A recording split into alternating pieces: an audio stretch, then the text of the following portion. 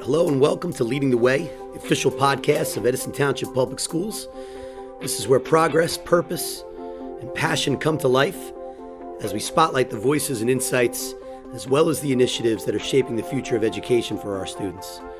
From the classrooms to the boardrooms and to the moments in between, just join me on this journey for sharing the voices of those who inspire, innovate, and elevate our schools and our community. My name is Dr. Edward Aldarelli, proud superintendent of the Edison Township Public Schools. Thanks for joining us, and let's dive in. Welcome. I'm Eddie Aldarelli, the superintendent of schools for Edison Township, and proud host of this podcast, which is really a development of our strategic plan in the engagement pillar, entitled Leading the Way. And this is our Board of Education series. This is a segment which we're going to focus on curriculum, instruction, access to programs. We've entitled it Learning in Action, right? Because there's a tenet in education where we talk about visible learning, right? The idea that we see learning in action, and what does that look like? Is it kids engaged? Is it student achievement? So we're going to get into a couple questions today with our passionate Board of Education members. We have our, to my left, Mr. Patel, welcome, Vice President of the Edison Township Board of Education. We have Ms. Shannon Peng, who is the Chair of the Curriculum Committee. Mm-hmm. Yes, absolutely, and longtime board member as well. Mr. Errico, Chair of our Athletics Committee here, also have served multiple terms on the board. Thank you so much for taking time out of your day to engage in a meaningful conversation. You know, as volunteers, I know you spend a lot of time not only in committee meetings, but Board of Education meetings, but dealing with constituents and talking with parents and students about what they want to see in schools as it relates to programs, after school offerings. So I thought this would be just a good time to have a conversation about it, and maybe begin with you, Mr. Patel, if I can put you on the spot.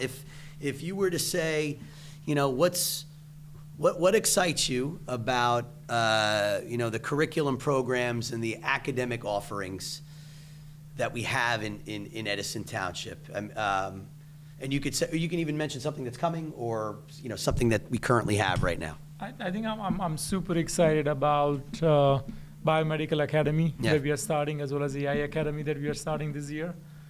I am also super excited about pathways that we're going to offer next year, right? Because it opens door for every student, right? Yeah. We're not just targeting high achieving students, but we are also being considerate about the students who may not want to go for a 4-year degree, right? Yeah. They just want to learn some trade skills. And we are offering students exposure to these, different trades early in their career. They don't have to wait till go to the college and learn what the electrical engineer looks like or what the carpenter looks like.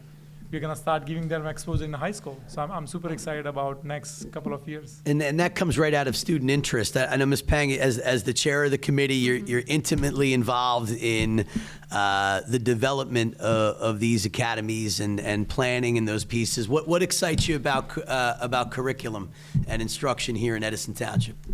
I'm super excited about the vision that we're having this year. We're creating something new that's never happened before. Also, besides all the academies, we're also creating pathways, right? Because we want all our high school students to be able to explore everything they're interested in. Like for me, I spent 5 years in college because I switched major, and then 4 years in graduate school because I switched major again. So I want our students to I know what that's like. It's a waste of time, but I just love academic, always interests me. So if I hear a student say, I want to do this course and we're not offering that, I feel kind of unfortunate. I feel we have to change that. We want to find create opportunity for every student, right? Whether you're interested in finance, business, you're interested in politics, you wanted to become a chef, you wanted to do fashion design, you want to do nursing, we are going to find a path for you to explore in high school. So you may find your passion for the future career, you may find you don't like this. You find whatever you like or you don't like to help you make a decision for a future career. Yeah. So that's something that's very exciting for us. Great. I That's think. great. We're excited, kind of highlighting all of those pieces. Yeah. It's a lot of work within a short amount of time. Mr. Errico, anything to kind of I'm exciting? just thrilled with the opportunities that we're giving every one of our students. With the leadership of Ms. Peng, with the curriculum committee and Mr. Vischel. It's amazing because when I went to school, it was either college or nothing. Yeah. I mean, and I've been involved in education for over 25 years now. Is curriculum the most exciting thing? No, but it's one of the most important things. Yes. So, I mean, my son, when he graduated from Esden High, he had the opportunity to do the half day and then go work with the Edison Police Department and eventually became a police officer. So it worked out very well for him. My other son wasn't so interested in schooling and things like that, so he took up a trade. My daughter, nursing. I mean, so the opportunities that we are presenting now are so exciting, and I've seen the growth over the years, on the board and off the board, yeah. And the wonderful job you and your staff are doing to present these opportunities to our students. I appreciate that. I think, too, in that the younger we can provide information to students, right? It can't just have all of a sudden you get in high school and you're like, hey, this is what we have. We have to do it, and what do kids want to know? They want to know, how much schooling do I need, if any, for this position, right? How much money am I going to make, right? What's the accessibility of these jobs that are opened up so that I can be successful in the workforce? Mr. Patel? Yeah, I wanted to add one more thing. Sure. These career pathways that we are offering, they are not permanent decisions, right? You want to try fashion first year, try it out. You don't think it's not for you, change it to law, change it to anything you want, right? So the cost of making mistakes is it's almost nothing. Yeah. You're not losing your time, you're not losing your money, but you're getting exposure to all these pathways and learning what you like. And you've hit and with board support too, right? These pieces kind of came out of discussions from strategic plan, from information that you received from your constituents, from the surveys that we've done. So it was really the use of multiple points of data to execute a pretty lofty goal in getting these up and running for our students. So if to kind of switch a little bit gears, we talk about programs that we offer during the day, right? So those are pieces that we offer during the day, but we have a robust co-curricular club sports program after school that, I would venture to say that our high schools and middle schools and elementary schools are almost just as busy after school as they are during the day. But a question in relationship to that, and maybe I'll start with Ms. Peng. What role do you think, or what is it an important part of a student's academic journey? What do you believe about co-curriculars in the development of a student and their experiences in relationship to that? Like, is it an essential part of student development in your opinion? Yes, definitely. I'm a very big sports advocate. I played volleyball, tennis in high school. I learned snowboarding at age 40. Both of my kids, I made a lot of, got a lot of bruises. Both my kids played travel soccer. I think sports, including, music, arts, all of this, teach the students something that they don't often get in the class, inside the classroom. They teach them the strength, they give them strength, resilience, leadership, also teamwork, especially for team sports. So I think as a board, we are trying everything we can to provide every student with the opportunity to participate in these kind of extra curriculum after school. We negotiate a new contract with the union so we can provide much more clubs after school. We also have new sports field and all that to make the facility better for our students to participate in You touched sports. upon resiliency, you touched upon teamwork. I mean, if you think about that to the previous question, those are all things that employers are looking for right Yes. now, right? Yes. Because everybody's going to, depending upon what school you went to, right? You're going to have a resume with particular experiences, but what are they looking for in the workforce right now? They're looking for, how well do you work on a team? How creative are you? What drives you? All of those pieces. So I'm glad you highlighted that, Mr. Errico. I know this is near and dear to you. So this is right up my alley. Yeah. All three of my children participated either in a club or an activity or a sport. It's an important release for the students. I mean, it just can't be all schoolwork, although schoolwork's very important, but it's a release. And what we're doing here in the town, thanks to our board members here, we're expanding clubs. Yep. We're expanding sports. You know, who would have thought 5 years ago, 10 years ago, that we'd be talking about cricket? Right. Okay. You know, with our ever-changing population and diversity in this community, cricket's become a pretty big sport. Volleyball.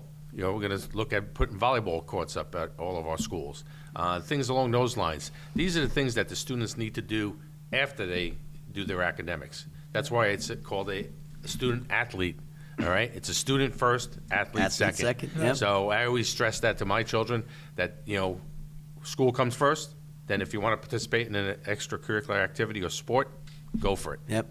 And that's time management too, right? And like you kind of said, it's the prioritization of, hey, what do we value, right? We're in the business here of providing students with the opportunity to learn, right? That's first and foremost. And I think we do a good job of developing the other types of skills and passions that they can pursue after school. So Yeah, I'm glad agree you highlighted that. Yeah, Mr. Patel. I agree with both my fellow board members. Right?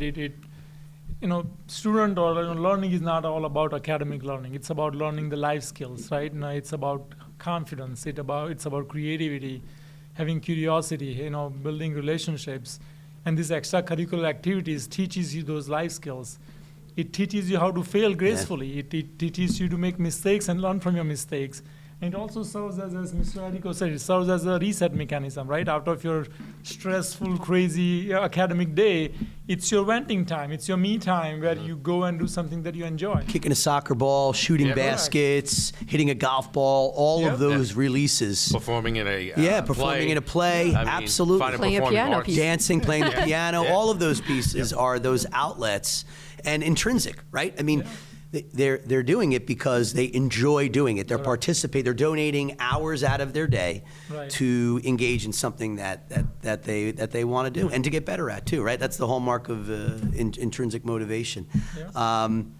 As a board member, Mr. Errico, and for the rest of the group to kind of think about, what do you think your role is in supporting innovation here in Edison? Right? We've talked a lot about the complacency of schools. That mechanism that we're kind of in is very traditional, right? Schools are a traditional model, and I think this board, in concert with our leadership team and our teachers, have done a really good job of trying to think outside the box. What as a board member, what does innovation look like in support in classrooms? Well, to support the district's philosophy, to support the team, the leadership team, as you said. I was so impressed with the presentations we had involving our future goals and plans, the teachers that were involved, the supervisors involved. Innovation is ongoing. I mean, it's ever-changing. And I think we're doing a great job with our leadership team of looking for those opportunities to improve and innovate going forward. Yep, and providing opportunities for students in an innovative way, right, isn't always perfect to start off with, right? And it's the ability to iterate and to refine some of the really good ideas that we've come forward. You've been a part of that process, Mr. Patel. I think as a board member, I feel like my role in terms of innovation is providing the vision, right? Whether it's coming from my experiences or whether it's coming from talking to residents, right? Vision to innovate, support and guidance. And I'm super excited about some of the AI work we are doing, right? We are trying to integrate AI in a classroom, and not just for students, but also for teachers, right? We are engaging teachers, providing some AI systems where it allows teachers to generate some tests. Yes. It allows them to grade the tests, right? So I'm excited about what it's going to look like in next 2 to 3 years. And utilizing that, right? That's the hallmark of innovation, right? Sure. You think of an English teacher at a high school level that's grading hundreds of essays and things along those lines, and you talk about supporting innovation in relationship to AI that could assist in streamlining some of those processes so that they can focus on lesson planning, right? Correct. Addressing areas of concern and really fine-tuning their instructional practices. So I know that's stuff that we've talked about in concert with our teachers as well too. Ms. Peng, anything to kind of add? I also wanted to add, yeah, we as board members, sometimes I think we need to also keep up with the world. The world is changing every day, and if we don't study, I feel like I'm falling behind after a week.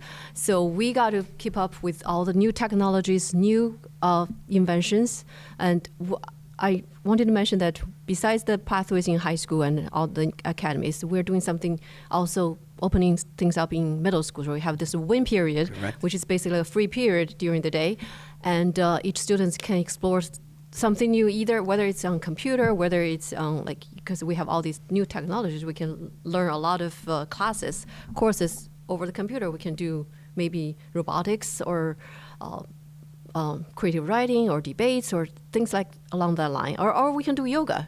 Maybe something like let the students release some of the stress or prepare for test or anything like that. So we got to keep an open mind. I think try to create an opportunity, try to explore ourselves as a board member too. Yeah. That's great. That's great. You're all parents. You've had kids go through the Edison Public Schools. Currently have them going through the Edison Public Schools. You've got a wealth of background from both sides, right? From seeing the operation of the district to what goes on in classrooms, how the programs have kind of evolved, and then the ultimate piece, which is the pinnacle of our strategic plan, which is the portrait of the graduate, right? What we hope all of our students achieve, those tenets of leadership, of academic skills and knowledge and experiences that they can kind of take to the next level. If you had to give some advice as either a parent or a Board of Education member, an educator, Mr. Errico, about how to prepare children for college or for a non-4-degree path, what advice would you kind of give them in relationship to guiding them through that next level? I'm going through it right now. I got an 18-year-old that just graduated high school, so hopefully you give me some good advice on that. So I think I'm going through the same thing, but I would say focus on building good habits, right? And focus on having discipline to maintain that habit, right? If they have a good habit and if they are disciplined to do it day over day, they can achieve anything. Yeah. Doesn't matter what they choose to do in their life. So I'm a big believer into the line that says discipline is a superpower, and it comes with the good habits and atomic habits, right? Yeah, You build on small habits on top of habits, and as long as you can have your kids learn that, sky is the limit. Yeah, I agree. And that's success.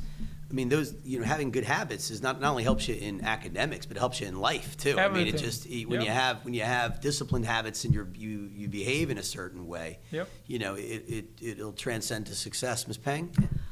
I want to say, from my bottom heart, I think we need to let the kids find their true loves. Yeah. Find their passion. I'm an engineer. None of my kids have any interest in doing anything related to engineer. I have no kids who wants to become a chef, who wants to become a pro athlete. You gotta let the kids find what they really love. With our pathways, I hope that they can find something they're interested in high school and continue on that path. It's tough to do though, right? Because you're tough, 'cause kids and you try and guide them to those pieces. But I mean, it shows discipline. It shows good habits, allowing them to find their path and find their interest and passion. Yeah, and my experience is if they don't find it, parents keep pushing them, students at school keep pushing them. It's not gonna. Can't force it on. Yeah, you can't force them. They have to find it in themselves. I agree. And we I just agree. have to help them find that. That's great. That's a great point, Mr. Errico. Yeah, I think, every student in our district could succeed in anything they choose. I think the key is, as my fellow colleague said, they have to put 100% effort into it, want to do it, have a passion for it. I don't care if it's a 4-year college, a 2-year college, military, trades, music, fine and performing arts. If they put their mind to it and work and put 100% into it, they'll be successful. I mean, I changed careers into my late ages. I mean, I was a business degree major, And I remember when I was on the Board of Ed, walking through the schools with the superintendent and how enjoyable it looked. I mean, the classroom, the activity, the student-centered, teaching. And I said to the superintendent, how do you become a teacher? All right? And he says, well, there's this alternate route thing, and you have to pass a test and everything else. So I said, you know what, I'm going to go for it. And I gave up a pretty good salary position, but I wanted to go after my passion, after something I want to put it 100% into. And over 25 years later, here I am. Yep, it's great. It's great, and these are great. It's different to watch, and that's why these forums are good. Is that it provides an opportunity to really see the work behind the scenes and how dedicated you all are, in not only your time, but the wealth of experience that you bring to teaching and learning, which is the hallmark of student achievement. And if you were to kind of pinpoint one recent thing that you're proud of, it could be a program, it could be listen, you could be happy about a sports team, highlight an accomplishment of student achievement in any way, shape, or form. Is there something from this past year or something that's coming up that you think, wow, this is something I'm really proud of as it relates to curriculum, learning, student access?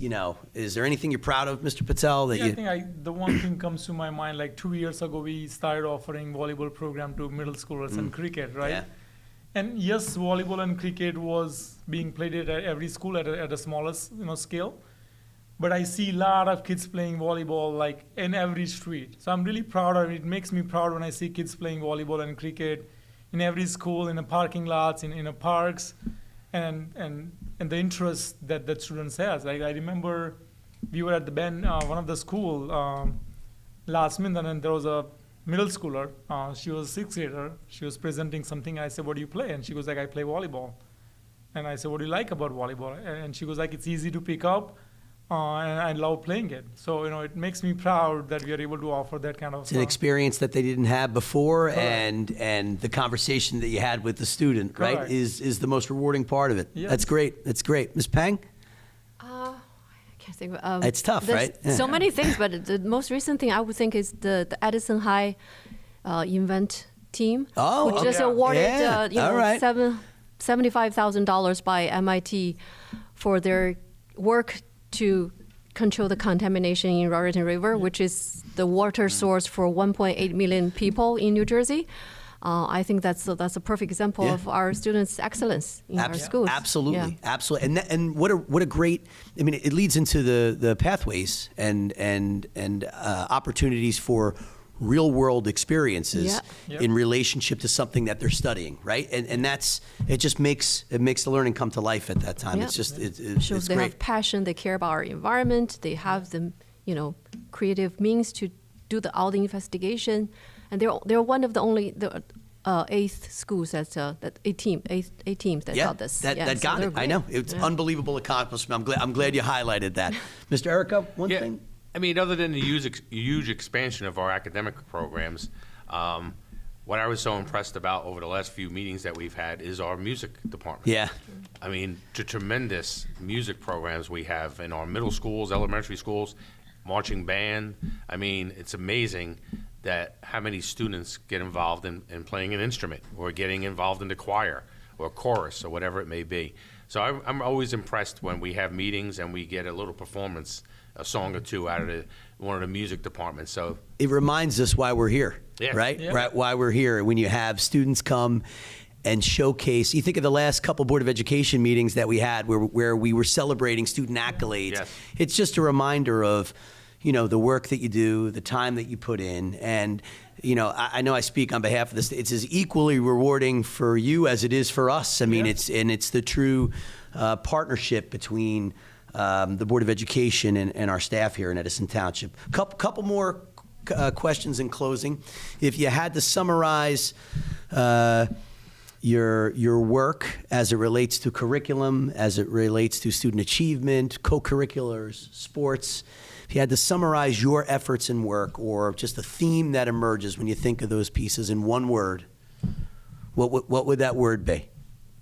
I would say we are transforming, right? We are not just progressing our curriculum, we are transforming it to be ready for the future. So transforming would come to my mind. I love it. I love it. Moving from something into something totally different, right? Our old is, I don't want to say old, but the future is all about AI. Yes. Right? It's not just a tool, but it's going to become how we think, how we teach, how we learn. And we are getting into that transformation phase of our education. I agree. Ms. Peng, one word.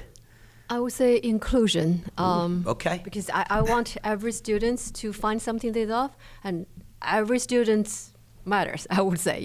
We got to find something for every one of them, and I hope they would have a good high school experience or overall school experience in our Edison schools. Awesome. Great.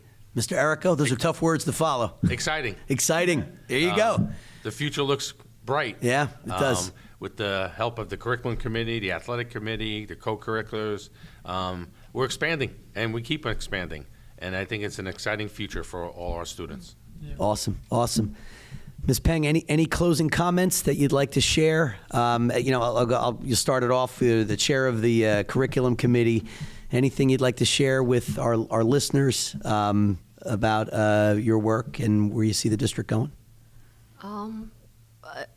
We have been working really hard, the curriculum committee. We have meetings almost every 2-3 weeks. Yes, frequently.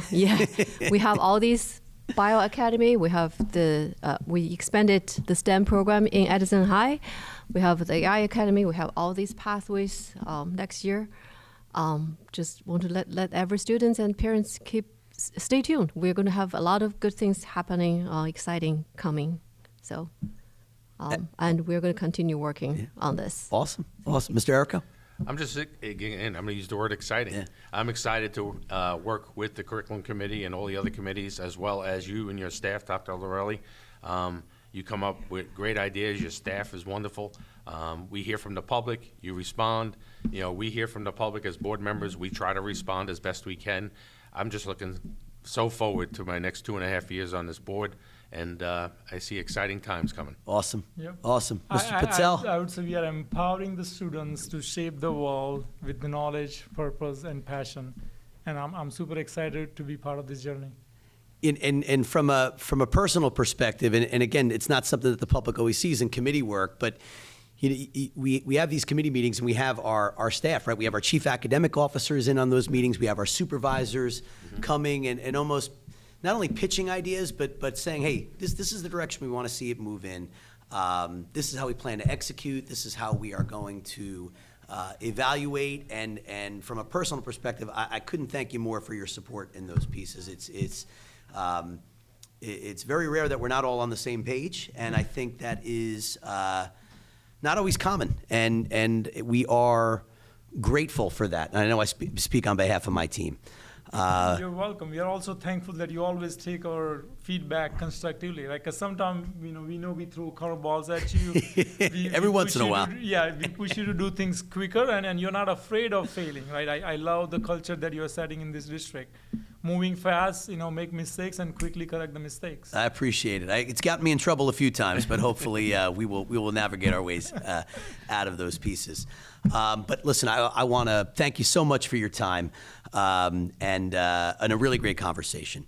Again, Eddie Aldarelli, Superintendent of Edison Schools, as we close this segment of Leading the Way, Learning in Action. Thank you very much. Have a great day.